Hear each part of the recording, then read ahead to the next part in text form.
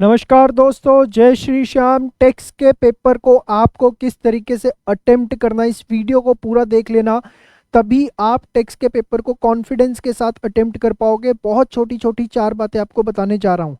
देखिए, बहुत बड़ा पेपर है इनकम टैक्स एंड जीएसटी का। अगर मैं कोर्स वाइज बात करूँ, कहीं ना कहीं प्रॉब्लम आती है रिवीजन करने में। हमारा इस समय मेन मकसद है कि हमें एग्जाम में पास होना है।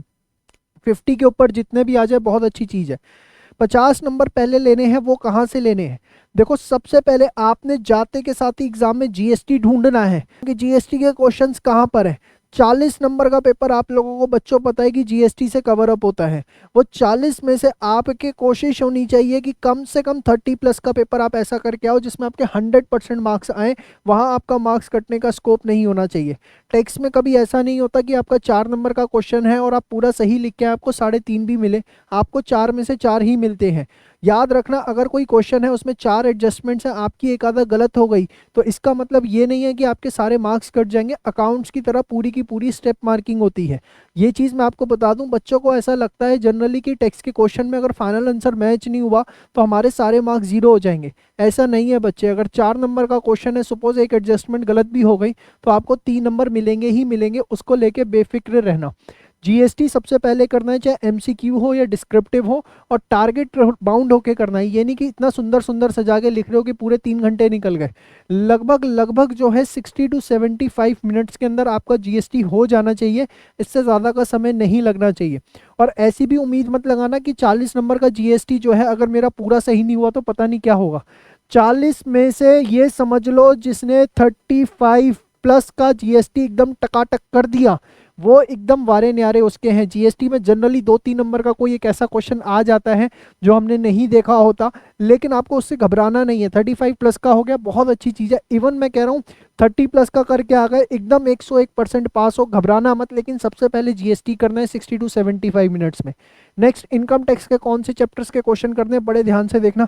जितने छोटे चैप्टर हैं जो आपको अच्छे से आते हैं, जैसे house property, clubbing, set of residential status, other sources, TDS, और इसके अलावा जितने भी छोटे चैप्टर्स हैं लाइक डिडक्शंस हो गया, रिटर्न हो गया, जो जो आपने किए हैं, मैं नहीं कहता कि हो सकता है आपने सारे किए नहीं किए, बट जितने छोटे चैप्टर्स आपने किए हैं उसके जो आपको क्वेश्चंस दिखते हैं, अगले 60 मिनट्स आपको वो देने हैं, क्योंकि वहां से आपको लगभग 20 नंबर, 25 नंबर, 30 नंबर तक का पेपर देखने को मिलेगा। 30 नंबर तक का पेपर आपको यहाँ से छोटे चैप्टर्स में से श्योर शॉर्ट देखने को मिलेगा। कई बार 40 भी हो जाता है, फिर भी एक 30 की एवरेज लेके चलो। 40 और 30 कितना हो गया? 70।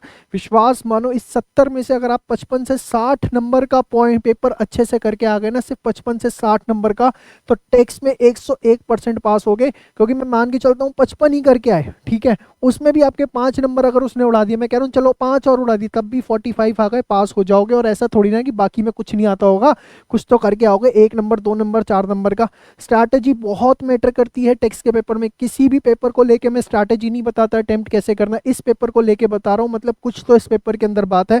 और खूब दोस्तों के साथ इस वीडियो को शेयर करना। दुआएं मिलेंगी उनको, मैं सच बता रहा हूँ, तुमको भी दुआएं मिलेंगी कि आपने उनके साथ ये वीडियो शेयर किया और उनका टेक्स्ट का पेपर अच्छा हो गया। टेक्स्ट का पेपर तैयारी पे डिपेंड नहीं करता, वहाँ पेपर आप अटेम्प्ट कैसे करते हो उसकी स्ट्रैटेजी बहुत ज़्यादा इंपॉर्टेंट है। तो आपको क्या करना है, 55 से 60 मार्क्स का पेपर जो है पहले 2 पॉइंट्स में से हो गया आपका, 101% पास हो जाओगे। इसके बाद अब आओगे, रिलैक्स होगा भाई, 2 घंटे बाद ये पता लग गया ऐसी की तैसी आगे क्या लिखा है, लेकिन हम लोग जो है एग्जाम में पास हो गए, ये कॉन्फिडेंस आ गया। फिर देखना आप पीजीबीपी सीजी जितना आता है, आता है अच्छी बात है, नहीं आता है जितना आता है सही है। अगले 20 से 25 मिनट उसको दो। और जो बच्चे सबसे बड़ी गलती करते हैं, क्वेश्चन नंबर 1 जो कि कंपलसरी क्वेश्चन होगा, लगभग 16 से 20 नंबर का आपके एग्जाम में आएगा, बच्चे जनरली उसे सबसे पहले उठा लेते हैं ये सोच के कि ये कंपलसरी क्वेश्चन है। ऐसा आप मत करना, उस क्वेश्चन को सबसे एंड में करना है। और जितना हो गया अच्छी बात है, नहीं हुआ तो कोई फर्क नहीं पड़ता। वैसे भी उस क्वेश्चन का ट्रैक रिकॉर्ड है, 100 में से सिर्फ 10 बच्चों का वो आंसर एक बार में मैच करता है।